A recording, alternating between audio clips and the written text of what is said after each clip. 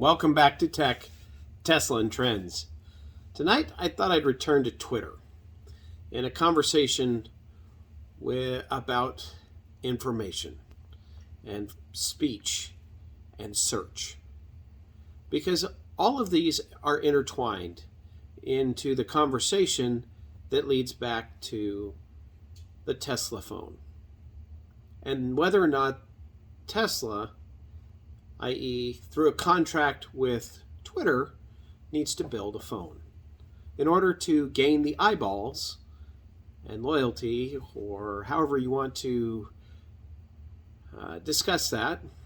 But as Jose Rachaga has kind of tweeted multiple times, that he who owns the screens owns the eyeballs, or something along those lines. And it just it strikes me that is more relevant than I've given it credit in the past.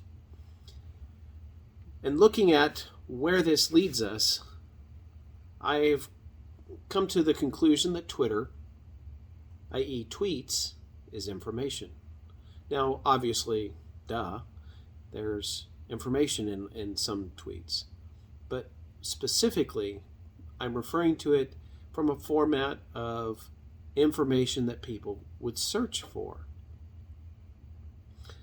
And as search, Twitter search right now, horrible, truly horrible. I really hope that there is some improvement there. There's some promising possibilities there. We'll see what comes of that. But before we get there, let's look at search and why it matters.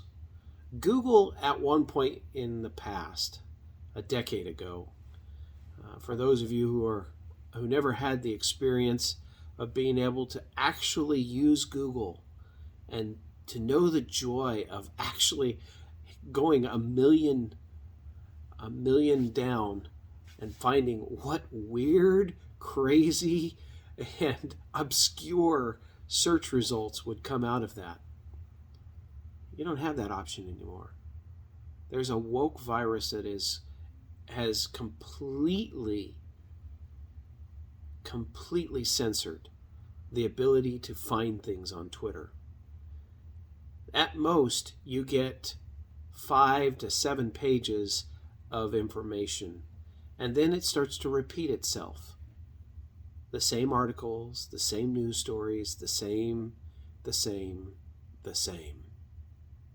That's not what Google used to be. That's not what search ever was. Unfortunately, that is what the political, amongst the once do no evil crowd, have created. It is sad, because that is not the purpose of search. It's always been to uncover, to reveal, and to learn something new, and to overcome whatever false narratives might actually be there by learning something else, by looking into it, investigating all the angles. Now, with information masters, we don't have that opportunity. And it's sad, because there are some amazing and crazy, and yes, there are dumb and objectionable items that you'd find while you were searching. But who determines objectionable? Because that's an important question. Yes, there are things that are obviously wrong, and as society, we frown on them. But individuals have the right to speak. Now, whether or not that speech is something I want to hear, some of the things in the one narrative I'm not interested in, because they are objectively false. It's very clear the damage that is done. And it's also not upheld by history itself and human nature. Now, some of you are going to find that offensive, and that's okay. I'm not going to censor you. I'm not going to seek after your channels or whatever you write and speak terrible things about you. That's the nature of free speech. Unfortunately, that's not where we've ended up. Now, how this ties back into search is the ability to actually find what you're looking for. In particular, if you can't find anything more than, say, 50 or 60 actual unique articles and the rest are all duplicates for 30 pages, that's not a result. That's a curation, and it is unacceptable where search is concerned. So speech matters, as I've indicated, and with speech, when you get into those curated search results, it's the equivalent of censorship. With speech, when people self-censor, it is the equivalent of burning books from a mental perspective of the words spoken. Now, some of you will disagree with that. But if I have to choose the words I speak so as to never offend a single individual, that, in and of itself, is censorship. It is very much akin to burning the books you don't like. And it's unacceptable in a free society. Because individuals should always have the right to associate with those ideas. Yes, some of those are horrible, but those ideas that they feel are most closely themselves. After all, that's that diversity insanity. But whether or not you accept it or not, it extends to every individual. We must grant others the very right we seek for ourselves. So if you wish to say that the sky is purple or green, or whatever color you want to call it, when it is clearly blue outside, you must accept that there are going to be people who look at you and disagree and call the sky blue. That's okay.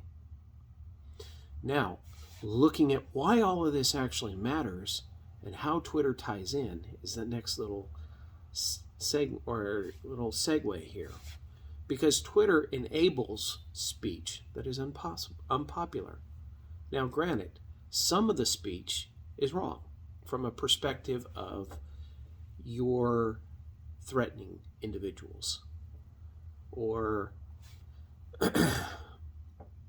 and really it's the threat of violence or of some other. Really comes to me, violence is the biggest. If you are utilizing that platform to threaten somebody or to make their life miserable through spam or other unwanted actions, then obviously that is abuse of the platform.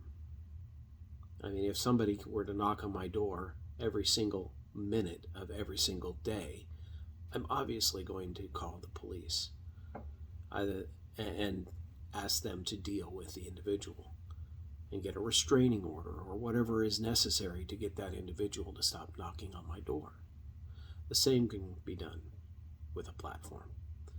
And with Twitter, you have the ability to block somebody you don't want to hear from, no matter how reasonable the statement may have been.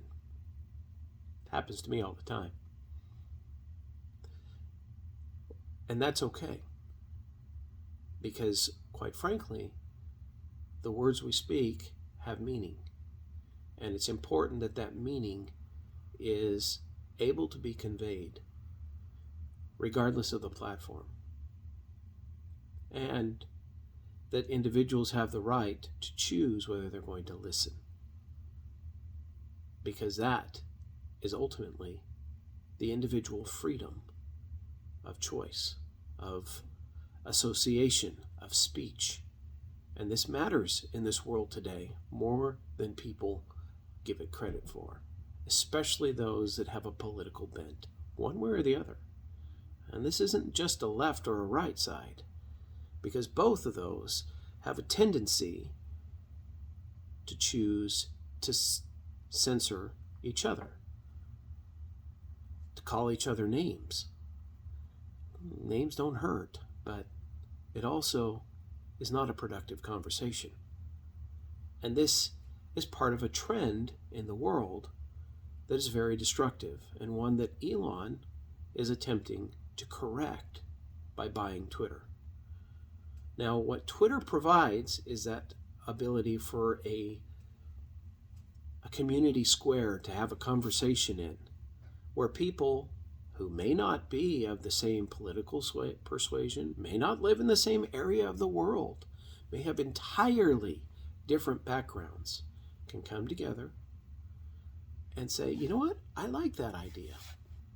I'm going to bring that into my life because it makes sense. Or, glad I don't live there. More reason for me to stay where I'm at. That's okay too. The free exchange of ideas is important, and that's where Twitter has a great opportunity. That citizen reporting, those individual events, they matter. They're important to the world.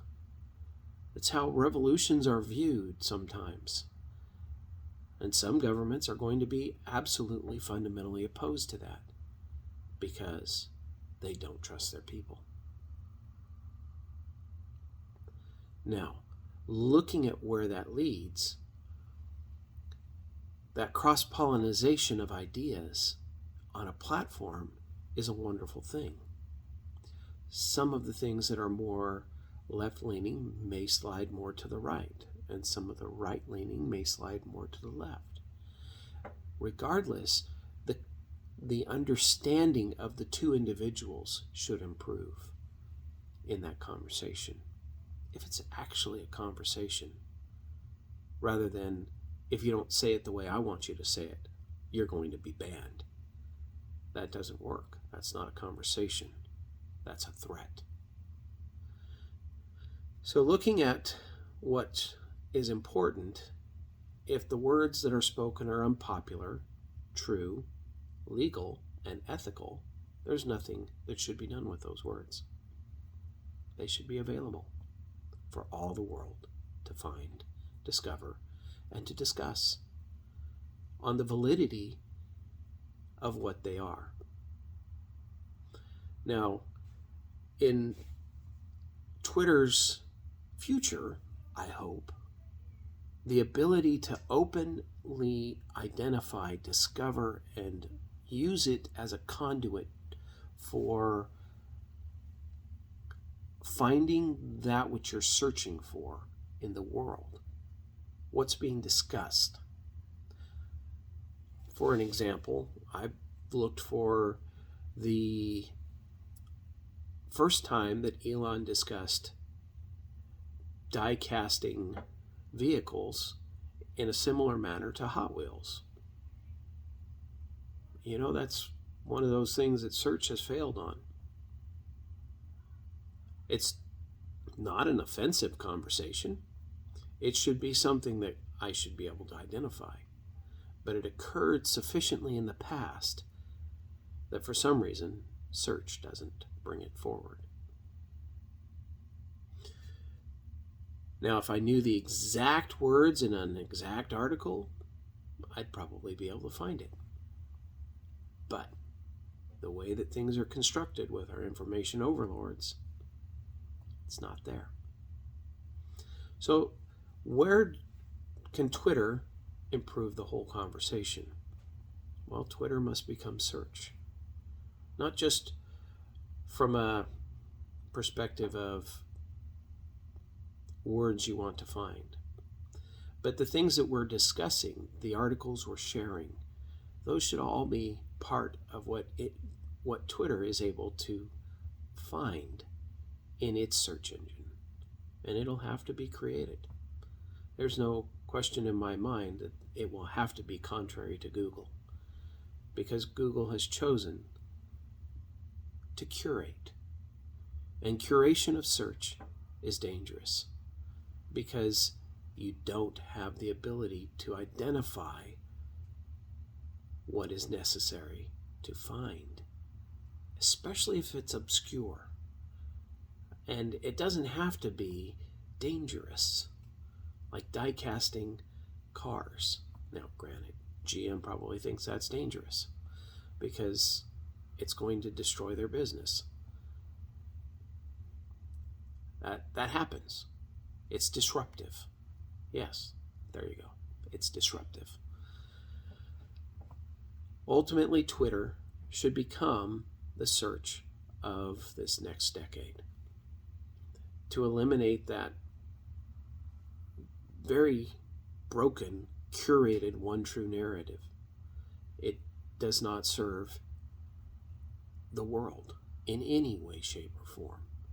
It's broken, destructive to people, and it has countless faults when it comes to actually enabling conversation between people.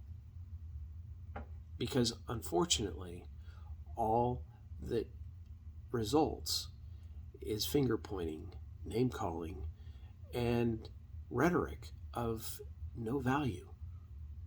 We must learn to speak to each other with respect and with dignity.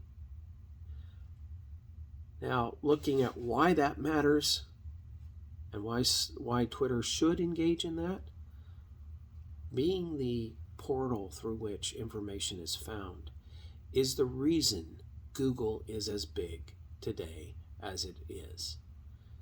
If Google had been what it is today a decade ago, it never would have become the giant it is. If Google search, as it exists right now, were the search of a decade ago, none of us would be using Google. It's that simple. There is so much that has been lost. And the wonderful nature of the world that we used to have online. I feel sad for this generation that's come up in the last decade. They think they've got a wonderful expanding world. Unfortunately, much has been lost. Much they will never know exists. And some of the weird oddities that were online are just no longer visible because they're curated away. They're not popular. Well, sometimes the things that aren't popular are the things that people actually find interesting, unique, and wonderful. Something to ponder for the night. Anyways, I would love to hear your thoughts down in the comments, and we can have wonderful more things to discuss down on Twitter if you'd like to find me there, and we can go from there. For now, have a great night. We'll talk to you tomorrow.